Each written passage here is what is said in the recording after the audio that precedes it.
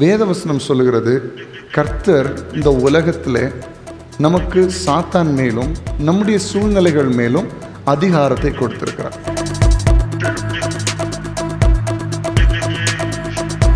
எனக்கு என் வாழ்க்கையின் மேலே அதிகாரம் இருக்கிறது. எனக்கு என்னுடைய குடும்பத்தின் மேலே அதிகாரம் இருக்கிறது. எனக்கு என் பிள்ளைகள் மேலே அதிகாரம் இருக்கிறது. இது நீங்கள் கண்டிப்பாக இதை ஏற்றுக்கொண்டு தான் ஆகணும். அப்போ தான் உங்கள் குடும்பத்திற்காக நீங்கள் நிற்க முடியும்.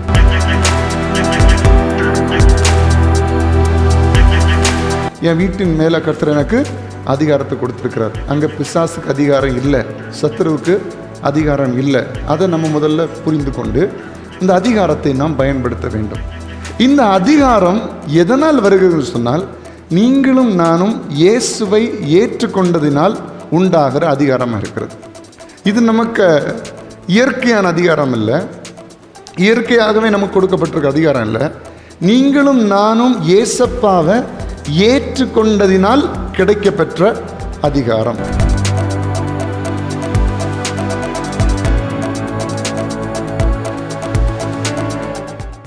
இன்றைக்கும் நாம் தியானிக்க போகிற காரியம், நாம் பரிசுத்த ஆவியானவரை ஏற்றுக்கொள்ளும்போது, இயேசுவை நாம் ஏற்றுக்கொள்ளும்போது எல்லாவற்றையும் கொடுக்கிற தேவன் நமக்கு அதிகாரத்தை கொடுக்கிறவராக இருக்கிறார்.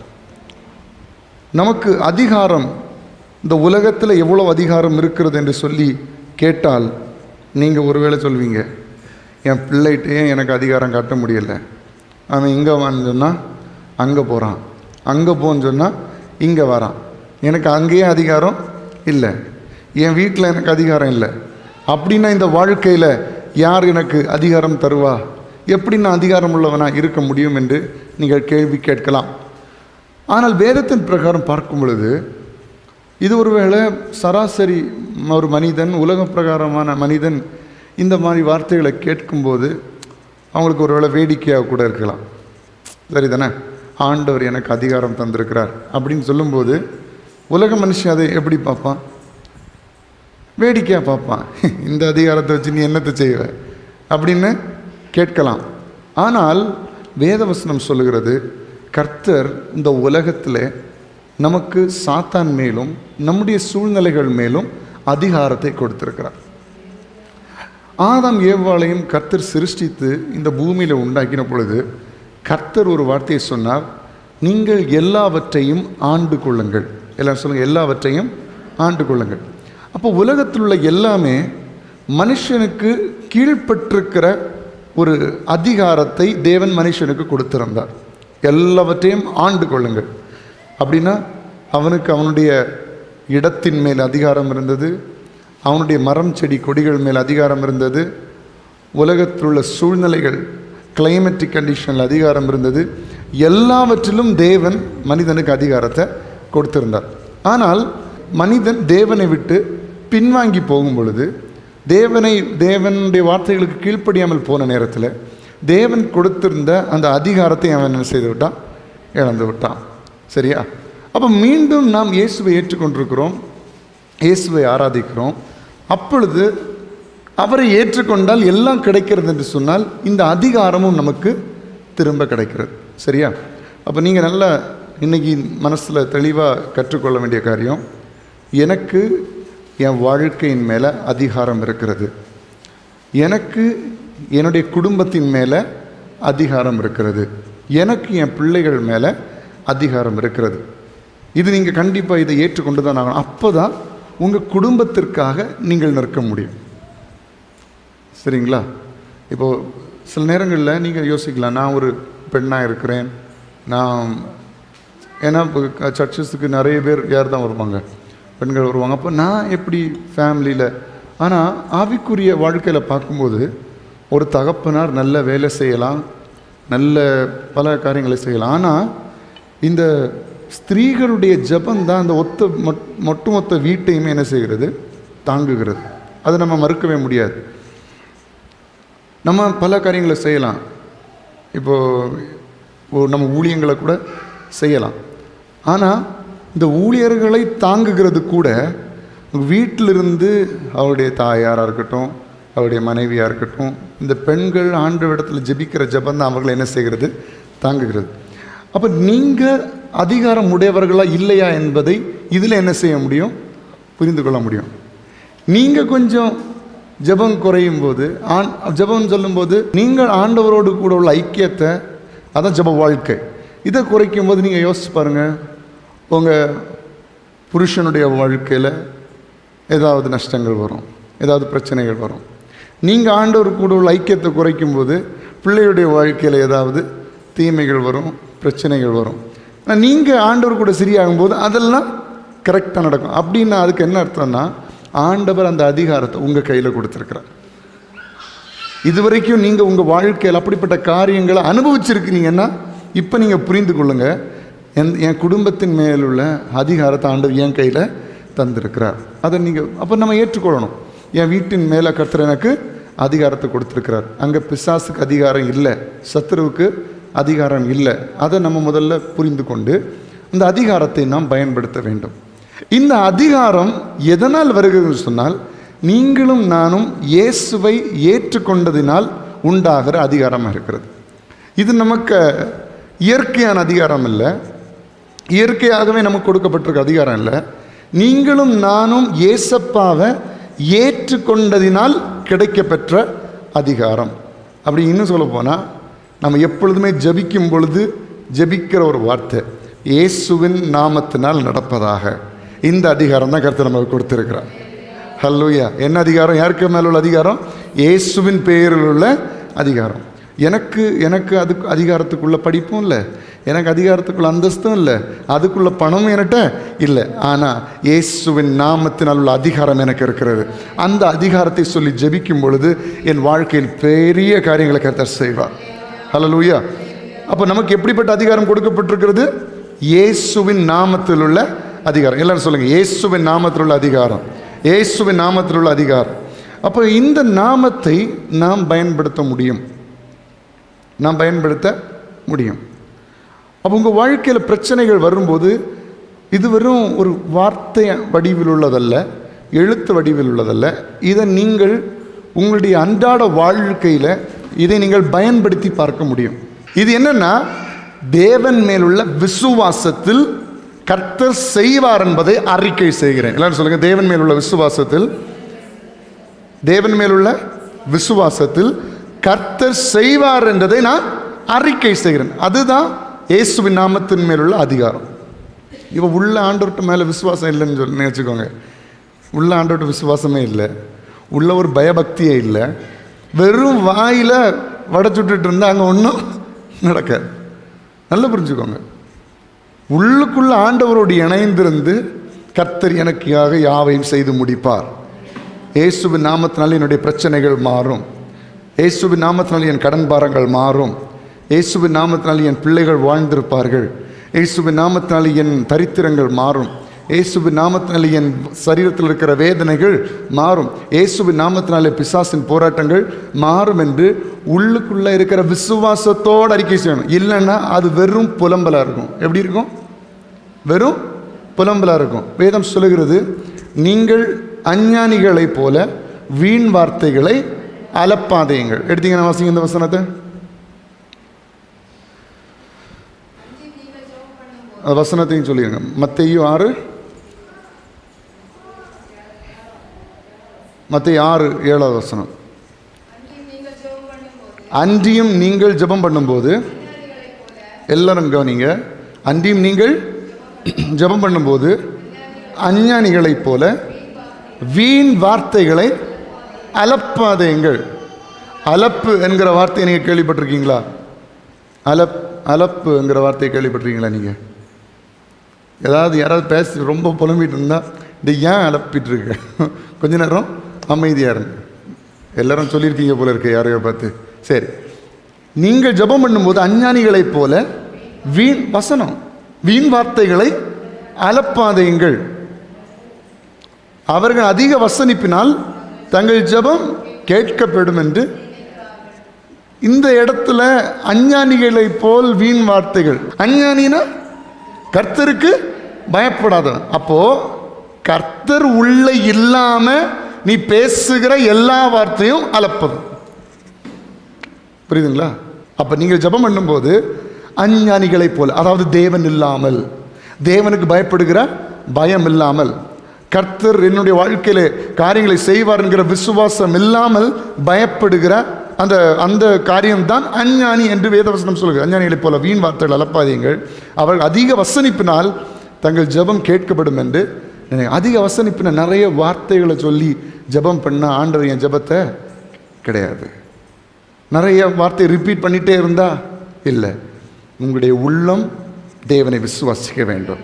உங்களுடைய உள்ளம் ஆண்டவரோடு இணைந்திருக்கணும். அப்படி இணைந்திருந்து நீங்கள் இயேசுவின் நாமத்தினால என் வாழ்க்கையில் தேவனுடைய கிரியை நடக்கட்டும் என்று சொல்லி ஜெபிக்கும் பொழுது கர்த்தர் அதை 100% செய்கிறவராக இருக்கிறார். விசுவாசிக்கிறீங்களா இன்றைக்கு? அப்போது இது துதி, பிரைஸ் அது வேற. ஆண்டவரை உம்மை உயர்த்துகிறோம், உம்மை மகிமைப்படுத்துகிறோம், அவர் செய்த நன்மைகள் எல்லாம் சொல்லி சொல்லி துதிக்கிறது அது வேற.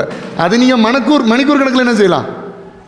துதிக்கலாம், அவரை பிரைஸ் பண்ணலாம், அவரை ஆராதிக்கலாம்.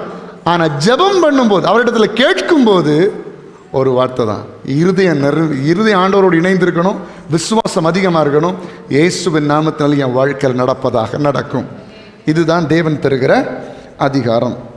அப்போஸ்தலர் 2ஆம் அதிகாரம் அதனுடைய 21ஆம் வசனம். ஏன் நம்ம விசுவாசத்தோடு ஆண்டவரோடு இணைந்து நம்ம இயேசுவின் நாமத்தை உபயோகிக்கணும், அப்புறமா விசுவாசம் இல்லாமல் நம்ம உபயோகித்தா என்னென்ன நடக்கும் என்கிறத கொஞ்சம் லேட்டரான நம்ம தியானிப்போம். அதுக்கு முன்னாடி இயேசுவின் நாமத்தினால் உண்டான நன்மைகளை நான் உங்களுக்கு சொல்லிவிட்டு அதுக்கப்புறம் அந்த பாயிண்ட்ஸுக்கு நேரம் நான் போக போகிறேன். சரியா? அப்போஸ்தலர் 2ஆம் அதிகாரம் 21ஆம் வசனம். அப்பொழுது கர்த்தருடைய நாமத்தை தொழுது கொள்ளுகிறவன் எவனோ அவன் ரட்சிக்கப்படுவான் என்று. சரியா? அப்போ தேவனுடைய நாமத்தை, அதாவது கர்த்தருடைய பெயரை தொழுது கொள்ளுகிறவன் எவனோ அவன் ரட்சிக்கப்படுவான். அப்போ கர்த்தருடைய நாமத்தில் என்ன இருக்கிறது? ரட்சிப்பு இருக்கிறது. இப்போது கர்த்தருடைய நாமத்தை பயன்படுத்துகிறதுனா எப்படி என்கிற உங்களுக்கு ஒரு கேள்வி இருக்கலாம்.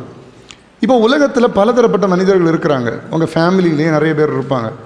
ஆனால் யாராவது ஒருத்தருடைய பெயருக்கு கொஞ்சம் மதிப்பு இருக்கும். கவனிச்சிருக்கிறீங்களா? ஒரு வீட்டிலையே நிறைய பேர் இருக்கிறாங்கன்னா அந்த வீட்டில் யாராவது ஒருத்தருடைய பெயருக்கு மதிப்பு இருக்கும். சில வீடுகளில் அப்பாக்களுக்கு ரொம்ப மதிப்பு இருக்கும். அப்படி தானே? இது நான் உங்களுக்கு ஏன் இந்த ஒரு ஃபேமிலியில் உள்ள காரியங்களை உங்களுக்கு எடுத்துக்காட்டாக சொல்கிறேன்னா, அதுதான் உங்களுக்கு ரொம்ப ரிலேட் ஆகும். ஏன்னா எல்லாருக்கும் குடும்பங்கள் இருக்கும், எல்லாருக்கும் பெற்றோர் இருப்பார்கள், பிள்ளைகள் இருப்பாங்க. அப்போ நான் அந்த குடும்பத்தில் உள்ள காரியத்தை வச்சு உதாரணமாக சொல்லும்போது உங்களுக்கு ஈஸியாக புரியும். அதுக்காக தான் நான் குடும்பத்தில் உள்ள காரியங்களை சொல்கிறேன். இப்போது ஒரு அப்பா அம்மா பிள்ளைகள் இருக்கிறாங்கன்னா, அப்பாவுடைய பெயருக்கு நல்ல மதிப்பு இருக்குதுன்னா இந்த பிள்ளைகள் கீழ்ப்படியாமல் இருக்கும். சில நேரங்களில் ஒரு வார்த்தைக்கும் கீழ்ப்படியாமல் இருக்கும். கீழ்ப்படியாமல் இருக்கிற நேரத்தில் நீங்கள் சொல்வீங்க, அமைதியாயிரு, இல்லைன்னா அப்பாட்ட அமைதியாயிரு, இல்லைன்னா அப்பாட்ட சொல்லி கொடுப்பேன், இல்லைன்னா அப்பா வந்ததுக்கப்புறம் நீ செஞ்சது எல்லாத்தையும் அவர்கிட்ட சொல்லுவேன். சொல்லும்போது அந்த பிள்ளை அதுக்கு கீழ்ப்படுகிறது. கீழ்ப்படுதா? அப்போ உடனே ஒருவேளை அப்பாட்ட சொல்லி கொடுத்துருவாங்களோ, ஒருவேளை வீட்டுக்கு வந்த உடனே அப்பாட்ட சொல்லி கொடுத்தா அப்பா கம்பெடுத்து 2 சாத்திடுவார் அப்படின்னு சொல்லி ஒரு பயத்தில் அந்த பிள்ளைங்க என்ன செய்யும்? அமைதியாக இருக்கும். இப்போது அந்த பிள்ளைகள் உங்களுக்கு கீழ்ப்படியலை, நீங்கள் ஒரு பெயரை பயன்படுத்துவதனால் அது கீழ்ப்படுகிறது. கரெக்டு தானே? இதே போல் உலகத்தில் பாருங்க, இந்த போலீஸ் செக்கிங்லாம் அங்கங்கே நடக்கும். ஆனால் அந்த போலீஸ் செக்கிங் நடக்கும்போது சிலர் என் அப்பாவும் ஒரு போலீஸ் ஆஃபீஸர் தான், அவர் எஸ்பியாக இருக்கிறார் அப்படின்னு சொன்னால் இந்த போலீஸ்காரங்க என்ன செய்திருவாங்க? விட்டுருவாங்க. சிலரெல்லாம் திட்டிடுவாங்க. ஒரு பெரிய போலீஸ் ஆஃபீஸர் பையனாக இருந்துட்டு நீ ஹெல்மெட் போட வண்டி ஓட்டிகிட்டு இருக்கியான்னு திட்டுறவங்க இருக்காங்க. சிலர் அந்த வார்த்தைக்கு அப்போது அந்த பெரிய ஒரு அதிகாரியினுடைய பெயரை சொன்ன உடனே இவங்களுக்கு என்ன வருது? பயம் வருது. இந்த வார்த்தைக்கு கீழ்ப்படுகிறார்கள். இதுதான் ஒருவருடைய பெயரை பயன்படுத்துவது. ஏன் அந்த பெயரை பயன்படுத்துகிறோம்? அந்த நபருக்கு இந்த குடும்பத்தின் மேல் அதிகாரம் இருக்கிறது, இந்த இன்ஸ்டிடியூஷன் மேல் அதிகாரம் இருக்கிறது, இந்த கன்னியாகுமரி மாவட்டத்தின் மேல் அதிகாரம் இருக்கிறது, இந்த தமிழ்நாட்டின் மேல் அதிகாரம் இருக்கிறது. சரிங்களா? அதனால அவருக்கு பெயர் நம்ம என்ன செய்ய முடியும்? பயன்படுத்த முடியும். இப்போ நம்ம ஏன் இயேசுவின் நாமத்தை பயன்படுத்துகிறோம்? இப்போ சொல்லுங்க பார்க்கலாம், உங்களுக்கு புரிஞ்சிருக்கும். ஏன் இயேசுவின் நாமத்தை பயன்படுத்துகிறோம்? அவர் சொல்றார், வானத்திலும் பூமியிலும் சகல அதிகாரமும் எனக்கு கொடுக்கப்பட்டிருக்கிறது. எல்லாம் சொல்லுங்க, வானத்திலும் பூமியிலும் சகல அதிகாரமும் எனக்கு கொடுக்கப்பட்டிருக்கு. அப்போ இயேசுவுக்கு சகல அதிகாரமும் இருக்கு. உங்க குடும்பத்தின் மேலும் அதிகாரம் இருக்கு, உங்களுடைய வாழ்க்கையிலும் அதிகாரம் இருக்கு, உங்க சரீரத்திலும் அதிகாரம் இருக்கு. நம்ம கன்னியாகுமரி மாவட்டத்திலும் அதிகாரம் இருக்கு, நம்ம தமிழ்நாட்டிலே அதிகாரம் இருக்கு, நம்ம இந்தியாவிலே அதிகாரம் இருக்கு, நம்ம பூமியில் அதிகாரம் இருக்கு. நம்ம கண்கள் பார்க்கிற உணர்கிற எல்லாவற்றிலும் இயேசுவுக்கு அதிகாரம் இருக்கிறது. அப்படிப்பட்ட அதிகாரம் உள்ள இயேசுவின் நாமத்தை நீங்கள் பயன்படுத்தும் பொழுது, அவர் மேலுள்ள விசுவாசத்தை இருதயத்தில் வைத்துக்கொண்டு, அவர் மேலுள்ள நம்பிக்கையை இருதயத்தில் வைத்துக்கொண்டு நீங்கள் வாயை திறந்து இயேசுவின் நாமத்தை சொல்லும் பொழுது அங்கே எல்லாம் உங்களுக்கு கீழ்ப்படியும். ஹல்லேலூயா. அப்போ அப்போஸ்தலர் 2:21 பார்த்தோம், ரட்சிப்பு அவருடைய நாமத்தில் இருக்கிறது. 4:12 அப்போஸ்தலர் 4:12 அவராலே அன்றி வேறொருவராலும் ரட்சிப்பு இல்லை, நாம் ரட்சிக்கப்படும்படிக்கு வானத்தின் கீழெங்கும் மனுஷர்களுக்குள்ளே அவருடைய நாமமே அல்லாமல் வேறொரு நாமும் கட்டளையிடப்படவும் இல்லை என்றான். சரியா? அப்போது எதில் தான் நமக்கு அதிகாரம் இருக்கிறது? இயேசுவின் நாமத்தில் தான் அதிகாரம் இருக்கிறது. அவருடைய நாமத்தின் அதிகாரத்தில் தான் நமக்கு ரட்சிப்பும் நமக்கு இருக்கிறது என்பதை நாம் புரிந்து கொள்ள வேண்டும். ஹல்லேலூயா. லூக்கா 10:17 அவருடைய நாமத்தினால பிசாசுகள் கூட, பொல்லாத ஆவிகள் கூட மனுஷனுக்கு என்ன செய்யும்? கீழ்ப்படியும். நம்ம பலத்தில் இல்லை, இயேசுவின் அதிகாரத்தில். அப்போ உள்ளுக்குள்ளே நமக்கு என்ன இருக்கணும்? தேவன் மேல் உள்ள விசுவாசமும் நம்பிக்கையும் இருக்கணும். சரி, இப்போ அப்படியே அடுத்தது வாசிங்க. மார்க் 16:17-18 விசுவாசிக்கிறவர்களால் நடக்கும் அடையாளங்களாவன. யாரால நடக்கும்? அப்போ விசுவாசம் என்கிறது உள்ளுக்குள்ளே இருக்கிற தேவனோட ஐக்கியம் இல்லையா? விசுவாசிக்கிறவர்களால் நடக்கும் அடையாளங்களாவன என் நாமத்தினாலே. அப்போ அவருடைய நாமத்தை பயன்படுத்துவதற்கு முன்பதாக நம்ம வாழ்க்கையில் இருக்க வேண்டிய காரியம் என்ன? தேவன் மேலுள்ள, அவர் மேலுள்ள நம்பிக்கை, அவரோடு உள்ள வாழ்க்கை. அதை வைத்து கொண்டு அவருடைய நாமத்தினாலே பிசாசுகளை துரத்துவார்கள், நவமான பாஷைகளை பேசுவார்கள், சர்ப்பங்களை எடுப்பார்கள், சாவுக்கேதுவான யாதொன்றை குடித்தாலும் அது அவர்களை சேதப்படுத்தாது, வியாதியஸ்தர் மேல் கைகளை வைப்பார்கள், அப்பொழுது அவர்கள் சொஸ்தமாவார்கள் என்றார். இதை எல்லாரும் செய்ய முடியும். ஆண்டவர் மேலுள்ள விசுவாசத்தில் நீங்கள் அவர் தந்திருக்கிற அதிகாரத்தை நீங்கள் பயன்படுத்துறீங்கன்னா, இதுக்கெல்லாம் நம்ம யாரையும் தேடி போக வேண்டிய அவசியம் இல்லை. கர்த்தர் உங்களை கொண்டு பெரிய காரியங்களை செய்வார், நம்மை கொண்டு கர்த்தர் பெரிய காரியங்களை செய்வார். இப்போ பாருங்கள், இந்த காலகட்டத்தில் பிசாசுடைய கிரியைகளெல்லாம் அதிகமாக இருக்கிறது. வீடுகளில் உபத்திரவங்கள், பெரியவர்களுடைய வாழ்க்கையில், பிள்ளைகளுடைய வாழ்க்கையில், வாலிபர்களுடைய வாழ்க்கையில், இது பிசாசுடைய போராட்டங்கள் எப்படி இருக்குது? அதிகமாக இருக்குது. நேற்றைய தினத்தில் கூட ஒருத்தங்க அம்மாட்ட பேசிட்டு இருக்கும்போது சொல்கிறாங்க, அவங்களுக்கு 2 ஆம்பளை பசங்க. மூத்த பையன் ஃபோனை கீழே வைக்கவே மாட்டானா, சாப்பிட மாட்டானா, ஒன்றும் செய்ய மாட்டானா, ஏதோ சைக்கோ மாதிரி, எதுவும் அந்த ஃபோனை கீழே வைக்கவே மாட்டான். அது அப்படின்னா நார்மலாக கொஞ்சம் ஃபோன் அடிக்ட் இருக்காங்க, இது அதுலேயும் கொஞ்சம் எக்ஸ்ட்ரீம் லெவல், வைக்கவே முடியல. அப்படியே பார்த்துட்டே இருக்குது, யார்கிட்டையாவது பேசுகிறது, ஃபோன் அப்படி ஆஃப் பண்ணி வைக்கிறது, சார்ஜ் போடுற போதும் யூஸ் பண்ணுறது, சாப்பிட்றது கிடையாது, ஒழுங்காக தன்னை பேணி காக்கிறது கிடையாது, குளிக்கிறது கிடையாது, அப்படி இந்த ரூம்லேயே அடைஞ்சிருந்து அப்படியே ஒரு சைக்கோ மாதிரி ஆகிட்டுருக்காங்க. அப்போ இதுக்கு பேக்ரவுண்டில் யார் ஆளுக இருக்குது? பிசாசுக்கு ஆளுங்க கண்டிப்பாக இருக்குது. அப்போ அந்த ஃபேமிலியில் என்ன சந்தோஷம் இருக்கும் பாருங்கள். அம்மா ஒரு காரியத்துக்காக வெளியே கூப்பிட்டா வரமாட்டான், ஒரு காரியத்தை படிக்கணும்னா படிக்க மாட்டான், ஒரு இடத்துக்கு போகணுன்னா, ஒரு ஃபங்க்ஷனுக்கு போகணுன்னா வரமாட்டான்.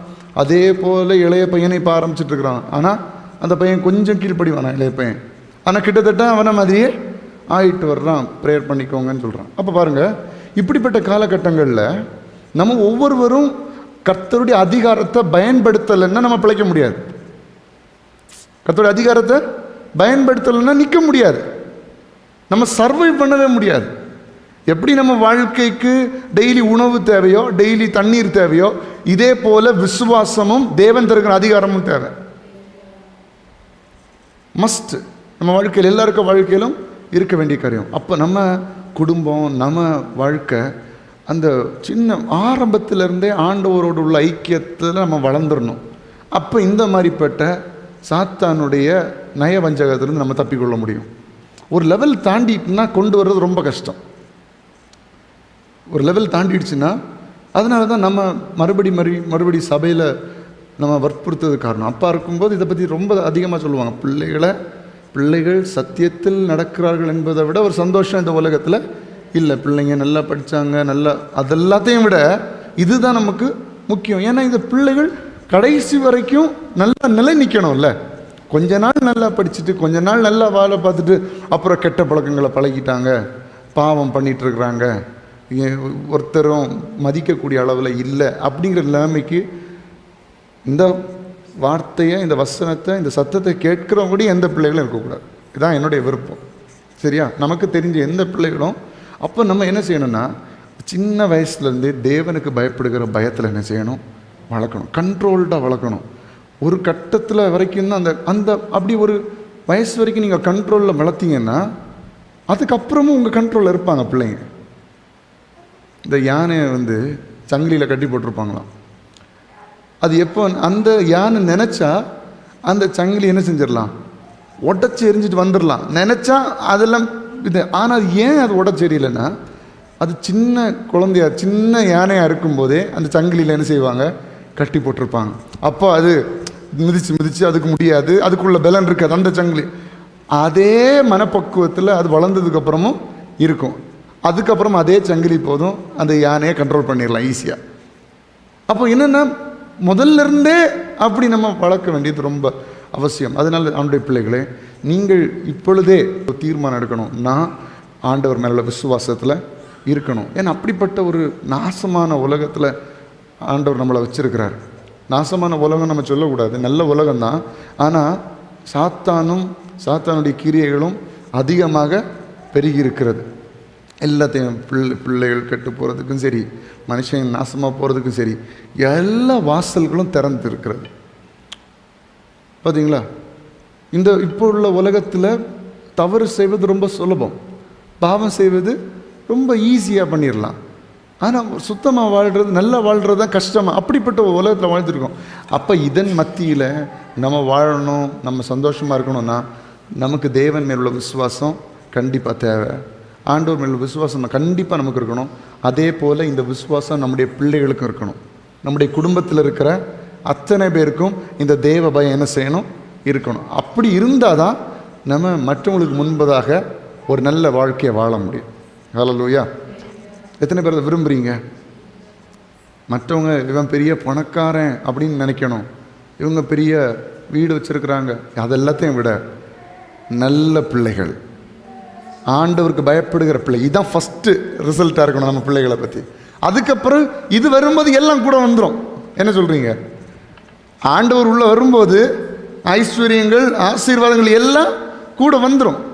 அப்போ முதல்ல இந்த நல்ல பிள்ளைகள், ஆண்டவருக்கு பயப்படுகிற குடும்பம், யாருக்கும் தீங்கு செய்ய மாட்டாங்க, எந்த கெட்ட வார்த்தையும் பேச மாட்டாங்க, எந்த மற்றவங்களை காயப்படுத்துகிற வார்த்தை இந்த பிள்ளைகளுக்கு வாயிலிருந்தே வராது என்கிற பெயரை உங்கள் பிள்ளைகள் வாங்கும். ஹல்லேலூயா. ஸ்கூலில் பலதரப்பட்ட பிள்ளைங்க இருப்பாங்க. எல்லாருக்கும் வாயிலிருந்து வர்ற வார்த்தை ஒவ்வொரு வார்த்தையாக இருக்கும். இந்த பிள்ளைகள் அதெல்லாம் கேட்க தான் செய்யும். கேட்டாலும் இந்த பிள்ளைகள் நல்ல பிள்ளைகளாக வாழும். அதுக்காக நம்ம ஸ்கூலுக்கு அனுப்பாமல் இருக்க முடியுமா? வெளியே அனுப்பாமல் இருக்க முடியுமா? முடியாது. எல்லாம் நம்ம செய்தான் ஆகணும். விளையாட அனுப்பாமல் இருக்க முடியுமா? விளையாட போகிற இடத்துல பலதரப்பட்ட பிள்ளைங்க வருவாங்க. கிளாஸுக்கு போகிற இடத்துல பலதரப்பட்ட பிள்ளைங்க வருவாங்க. டியூஷன் போகிற இடத்துல பலதரப்பட்ட பிள்ளைங்க வருவாங்க. ஆனால் எல்லாத்துலேயும் கர்த்தருடைய கரம் பிள்ளைகளோடு இருந்தால் அந்த தீமைகளுக்கு எல்லாம் கர்த்தரை விலக்கி விலக்கி விலக்கி விடுவிப்பார். ஹல்லேலூயா. வசனம் சொல்லுகிறது, பிள்ளையானவனை நடத்த வேண்டிய வழியில் அவனை நடத்து, அவன் முதிர் வயதிலும் அதை. இந்த வசனங்களை நான் எடுத்தால் உங்களுக்கு கரெக்டாக சொல்லி தந்திருப்பேன். பிள்ளையானவன் நடத்த வேண்டிய வழியில் அவனை நடத்து, அவன் முதிர் வயதிலும், வயசான காலத்துலேயும் அதை என்ன செய்ய மாட்டான்? விட மாட்டான். இன்னொரு வசனம் சொல்லுது, மகனுக்கு சிக்ஷை கொடு, அவன் உனக்கு ஆறுதல் செய்வான் அப்படின்னு. இந்த வசனங்களை நான் எடுக்கலை, ஞாபகத்தில் இருக்க சொல்லிட்டு இருக்கேன். மகனை என்ன பனிஷ் பண்ணு, அவனுக்கு தண்டனை கொடு. அப்போது அவன் அந்த கடைசி காலங்கள் உனக்கு ஆறுதல் செய்வான். நம்ம ஊரில் என்ன சொல்லுவாங்க, பிள்ளைய போட்டு ரொம்ப அடிக்காத, அவன் பிறகு உங்களை கவனிக்க மாட்டான் அப்படின்னு. கிடையாது. சிக்ஷிக்க வேண்டிய டைமில் சிக்ஷித்தா அவங்க நமக்கு ஆறுதல் செய்வார்களாம்.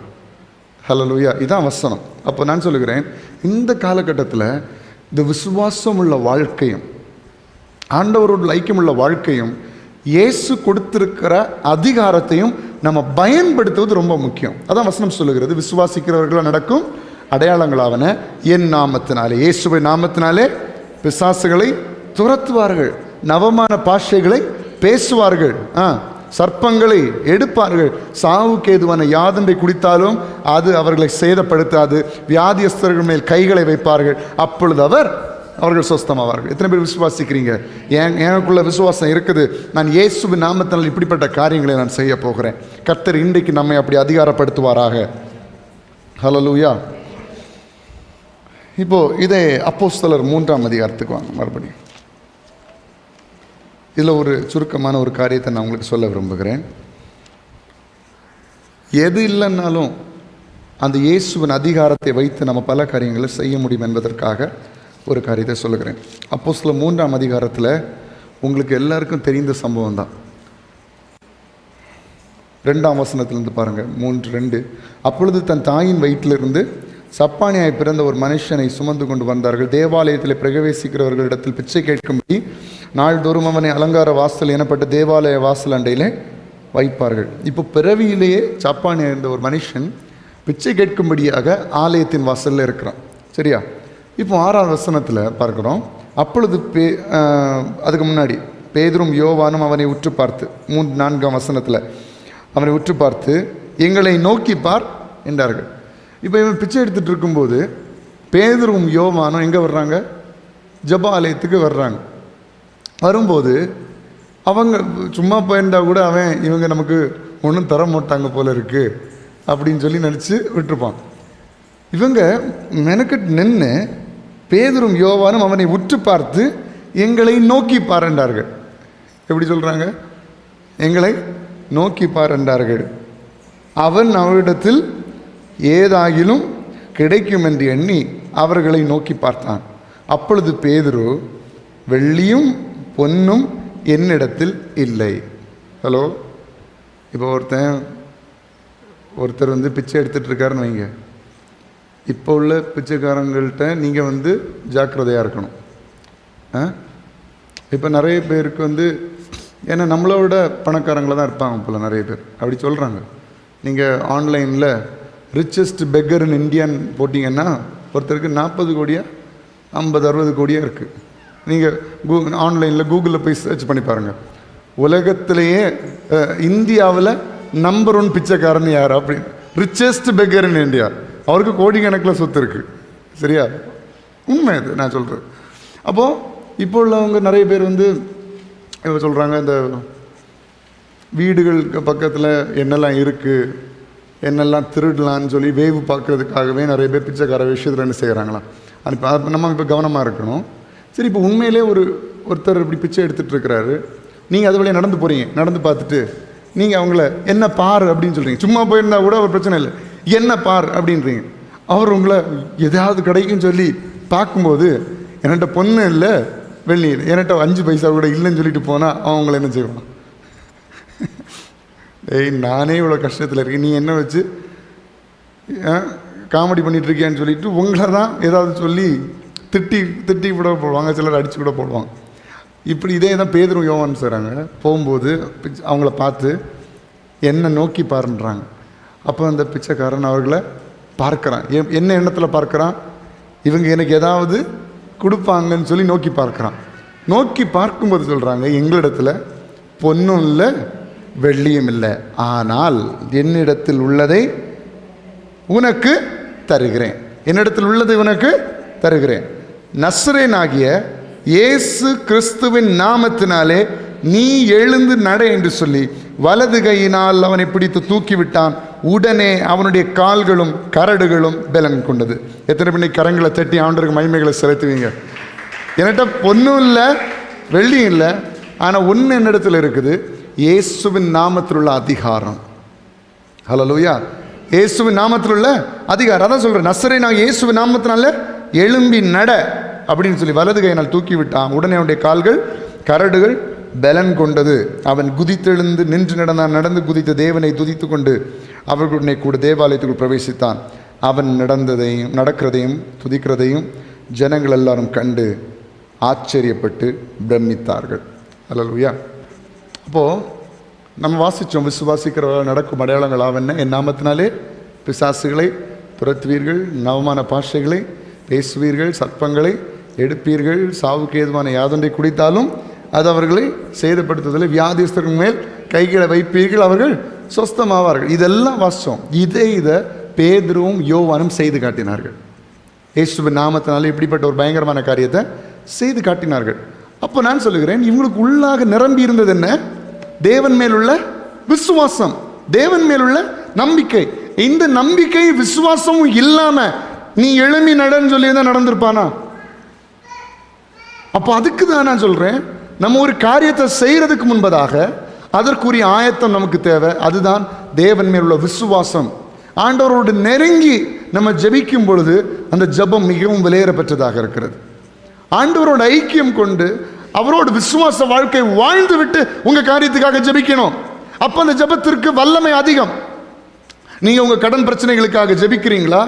உங்களுடைய வியாதிகளுக்காக நீங்கள் கட்டளை கொடுக்கிறீர்களா? இயேசுவின் நாமத்தினால வியாதியை போ, இயேசுவின் நாமத்தினால என்னுடைய வலியை போ, இயேசுவின் நாமத்தினால என் பிரச்சனைகள் எல்லாம் சரியாகட்டும் சொல்லுகிறீர்களா? நான் சொல்லுகிறேன், வெறும் உதட்டளவில் ஏற்படுகிற ஒரு வார்த்தை அல்ல தேவன் அங்கீகரிப்பது. உங்க விசுவாச வாழ்க்கையை பார்த்து தேவன் அதை அங்கீகரிக்கிறார். நீங்க ஆண்டவரோடு கூட நடந்து ஒரு வார்த்தையை சொல்லும் பொழுது அந்த வார்த்தை மிகவும் அதிகாரம் உள்ளதாக இருக்கிறது. ஏனென்றால் மனுஷன் முகத்தை பார்க்கிறான், தேவன் உள்ளத்தை ஆராய்ந்தறிகிறார். ஒரு சம்பவத்தை உங்களுக்கு நான் நினைப்பூட்ட விரும்புகிறேன். அப்போஸ்தலர் 19வது அதிகாரம் 13ஆம் வசனத்திலிருந்து நீங்கள் பார்க்கும் பொழுது, இங்கே ஆண்டவரோடு கூட உள்ள வாழ்க்கையும் இல்லை, ஆண்டவரோடு உள்ள ஐக்கியமும் இல்லை, ஆண்டவரை விசுவாசிக்கவும் இல்லை, ஆனால் இயேசுவின் நாமத்தை பயன்படுத்துகிறாங்க. அவங்களுக்கு கதி என்னன்னு பார்க்கலாமா? அப்போஸ்தலர் 19வது அதிகாரம், அப்போஸ்தலர் 19 அதனுடைய 13 நான் வாசிக்கிறேன். எல்லாரும் பாருங்க, கவனமாக கேளுங்க. அப்பொழுது தேசாந்திரிகளாய் திரிகிற மந்திரவாதிகளாகிய யூதரில் சிலர், யாரு? தேசாந்திரிகளாகிய மந்திரவாதிகளாகிய யாருங்க? யூதர் குலத்தில் உள்ள ஒரு மந்திரவாதிகள். சரியா? மந்திரவாதிகள் சிலர் பொல்லாத ஆவிகள் பிடித்திருந்தவர்கள் மேல் கர்த்தராகிய இயேசுவின் நாமத்தை சொல்ல துணிந்து, எதை சொல்றாங்க?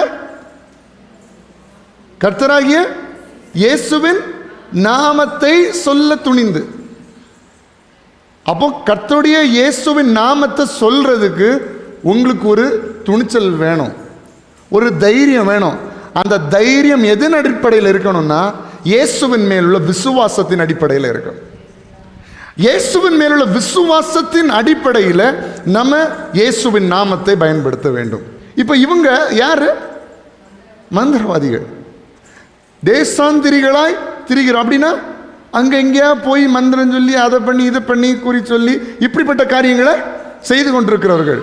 இப்படிப்பட்ட ஒரு மனிதர்கள் கர்த்தராகிய இயேசுவின் நாமத்தை சொல்ல துணிந்து, அதான் நம்ம முன்னாடி உள்ள ஆட்கள்லாம் சொல்லுவாங்க, நீங்கள் ஜெபம் பண்ணும்போது கவனமாக என்ன செய்யணும்? ஒருத்தங்களுக்கு ஜெபம் பண்ணணும்.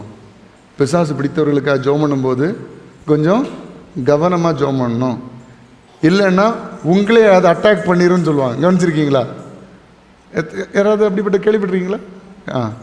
அது என்னன்னா, நம்ம ஆயத்தம் இல்லாமல், நம்ம ஆண்டவரோடு உள்ள ஐக்கியம் இல்லாமல் நம்ம பேசுனா சொன்னா அது நமக்கு தான் பாதிப்பு. அதான் இங்கே பார்க்குறோம். அப்போ நம்ம வாழ்க்கை கர்த்தரோடு இணைந்து இருக்கும்போது பயப்பட வேண்டிய அவசியமே இல்லை. அப்போ நம்ம சொல்லலாம், விசுவாசிக்கிறவன் நடக்கும் அடையாளங்களாவன அவருடைய நாமத்தினால நான் பிசாசுகளை துரத்துவேன், நவமான பாஷைகளை பேசுவேன், சர்ப்பங்களை எடுப்பேன், சாவுக்கு எதுவான யாதொன்றை குடித்தால் அது எனக்கு ஒன்றும் பண்ணாது, வியாதியஸ்தர் மேல் நான் கைகளை வைப்பேன், அவர்கள் சொஸ்தமாவார்கள்.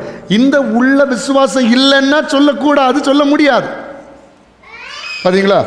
இப்போ இயேசுவின் கர்த்தர் 13ஆம் வசனத்தில் பாருங்க, எல்லாரும் கவனமாக பாருங்க. கர்த்தராகிய இயேசுவின் நாமத்தை சொல்ல துணிந்து பவுல் பிரசங்கிக்கிற இயேசுவின் பேரில் ஆணையிட்டு பார்த்தீங்களா எப்படி சொல்கிறாங்க? பவுல் பிரசங்கிக்கிற.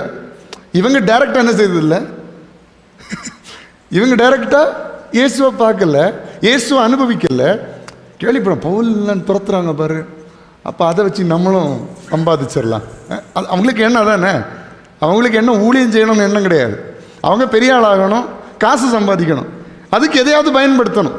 மந்திரவாதிகளானா அவங்க செய்கிறத விட பவுல் பயங்கரமான காரியங்களை செய்கிறாரு அப்படிங்கிறத நினைச்சு மனசில் வச்சுட்டு கர்த்தராகி இயேசுவின் நாமத்தை சொல்ல துணிந்து பவுல் பிரசங்கிக்கிற இயேசுவின் பேரில் ஆணையிட்டு உங்களுக்கு கட்டளை இடுகிறோம் அப்படின்னா பாருங்க, அங்கே வாய்ஸ் டோன்லாம் எப்படி இருக்கும், சத்தம்லாம் எப்படி இருக்கும், பயங்கரமாக இருக்கும். நான் அப்படி துரத்துறேன், இப்படி துரத்துறேன், அப்படி போ இப்படி போன்னு சத்தம் இருக்கும்.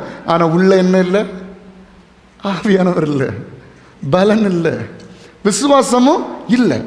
இப்படி சொன்ன ஒரு கட்டளை எடுக்கிறோம் என்றார்கள். 14ஆம் வசனத்தில் பிரதான ஆசாரியனாகிய ஸ்கேவான் என்னும் ஒரு யூதனுடைய குமாரர் 7 பேர். யார் யார் யாருடைய குமாரர்? பிரதான ஆசிரியர்னா யாரு? ஆசாரியர்னா யாரு? இப்போ உள்ள பாஷையில் சொன்னால் பாஸ்டருக்கு பிள்ளைங்க. யாரு சொல்லுங்க சுத்தமா? பிரதான ஆசாரியனாகிய ஸ்கேவான் என்னும் ஒரு யூதர்கள். யூத ஜனங்கள் யாரு? யெகோவா தேவனை சேவிக்கிறவர்கள், யெகோவா தேவனை ஆராதிக்கிறவர்கள். அப்படிப்பட்ட கூட்டத்தில் இப்படிப்பட்ட ஒரு கள்ள கூட்டம் இருக்குது பாருங்க. ஆசாரியனாகிய ஸ்கேவான் என்னும் ஒரு யூதனுடைய குமாரர் 7 பேர் இப்படி செய்தார்கள். பொல்லாத ஆவி அவர்களை நோக்கி, இப்போ பிசாசு ரிப்ளை பண்ணுது. பொல்லாத ஆவி அவர்களை நோக்கி, சொல்லுங்க எல்லாம் சத்தம் வாசிங்க, அது எல்லாம் வாசிங்க. இயேசுவை அறிவேன், பவுலையும் அறிவேன். நீங்கள் எனக்கு இயேசுவையும் தெரியும், பவுலையும் தெரியும். நீ யார்? உள்ள விசுவாசம் இல்லைன்னா நம்ம ஜெபம் வீண். ஆண்டவர் மேலுள்ள நம்பிக்கை இல்லைன்னா நம்ம அறிக்கை வீண். ஆண்டவர் மேலுள்ள விசுவாசம் இல்லைன்னா போன்னு நல்லது ஒன்றும் போவாது. ஆண்டவர் மேலுள்ள விசுவாசம் தான் நமக்கு முதல்ல தேவை. அப்போ பாருங்க, பொல்லாதாவி அவர்களை நோக்கி இயேசுவை அறிவேன், பவுலையும் அறிவேன், நீங்கள் யார் என்று சொல்லி பொல்லாத ஆவியுடைய மனுஷன் அவர்கள் மேல் பாய்ந்து பலாத்காரம் பண்ணி அவர்களை மேற்கொள்ள அவர்கள் நிர்வாணிகளும் காயப்பட்டவர்களுமாகி அந்த வீட்டை விட்டு ஓடி போனாள். இயேசுவின் மேலே விசுவாசம் இல்லாமல் பிசாசுக்கு எதிர்த்து நின்னா இதான் கதி. வேதம் சொல்லுகிறது, தேவனுக்கு கீழ்ப்படிந்திருந்து பிசாசுக்கு எதிர்த்து நில்லுங்கள். நம்ம நிறைய நேரங்களில் பிசாசுக்கு எதிர்த்து நில்லுங்கள், அவன் உங்களை விட்டு ஓடி போவான் என்று மட்டும்தான் வாசிப்போம். ஆனால் அதுக்கு முந்தின அந்த வார்த்தையை நம்ம நிறைய நேரம் கவனிக்க மாட்டோம். வசனம் என்ன சொல்லுகிறது? தேவனுக்கு கீழ்ப்படிந்திருந்து பிசாசுக்கு எதிர்த்து நில்லுங்கள், அவன் உங்களை விட்டு ஓடி போவான். ஹல்லேலூயா. அப்போ இந்த உலகத்தில் உங்களுக்கு வியாதிகள் இருக்கலாம், பலவீனங்கள் இருக்கலாம், கஷ்டங்கள் இருக்கலாம், பண பிரச்சனைகள் இருக்கலாம், கடன் பாரங்கள் இருக்கலாம், உங்கள் மனிதர்கள் உங்களுக்கு விரோதமாக எழும்பலாம், குடும்பத்தினர் உங்களுக்கு விரோதமாக எழும்பலாம், பிசாசானவர் உங்களுக்கு விரோதமாக எழும்பலாம், உங்களுடைய வீட்டில் இருக்கிற மனிதர்கள் உங்களுக்கு விரோதமாக எழும்பலாம், சத்துருக்கள் அதாவது பொல்லாத ஆவியின் சேனைகள் உங்களுக்கு விரோதமாக எழும்பலாம். நான் சொல்கிறேன், தேவன் மேலுள்ள விசுவாசத்தோடு இயேசுவின் நாமத்தில் உள்ள அதிகாரத்தை நீங்கள் பயன்படுத்தும் பொழுது எல்லாம் உங்களுக்கு கீழ்ப்படியும், எல்லாவற்றிலும் உங்களுக்கு வெற்றியை தரும். ஆனால் ஆண்டவர் மேலுள்ள ஐக்கியம் இல்லாமல் மட்டும் எந்த அறிக்கையை நம்ம செய்யக்கூடாது.